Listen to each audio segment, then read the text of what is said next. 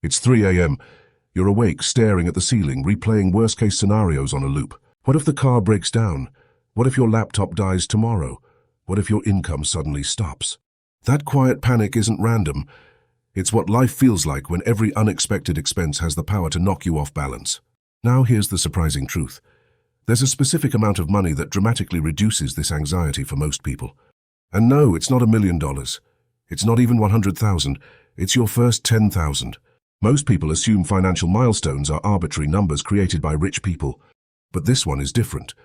There's real psychology and real math behind why 10,000 acts like a switch in your life.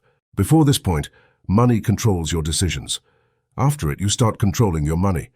Without savings, life feels like constant defense. At the grocery store, you calculate every item. When friends suggest dinner, you hesitate. Not because you don't want to go, but because one $25 meal can throw off your entire week. Every bill feels urgent. Every surprise feels dangerous. Living paycheck to paycheck isn't just stressful, it drains your mental energy. Now here's what quietly changes when you hit $10,000. Your relationship with risk transforms. When you have nothing saved, every decision feels like a gamble. Asking for a raise, switching jobs, taking a course. Even planning a short trip feels reckless. But with a financial buffer, those same choices feel manageable. You're not suddenly irresponsible. You're simply no longer trapped in survival mode. Science backs this up. Financial security lowers cortisol, your body's main stress hormone.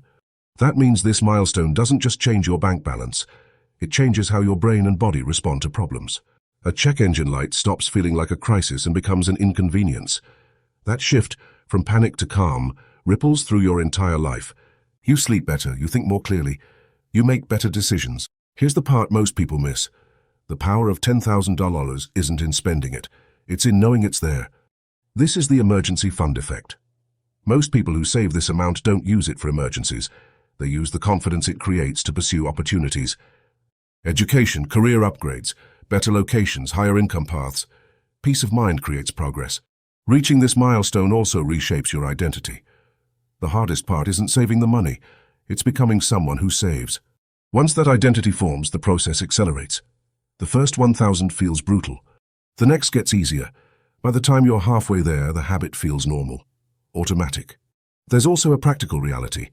Most financial shocks, repairs, medical bills, short job gaps, fall well under 10,000.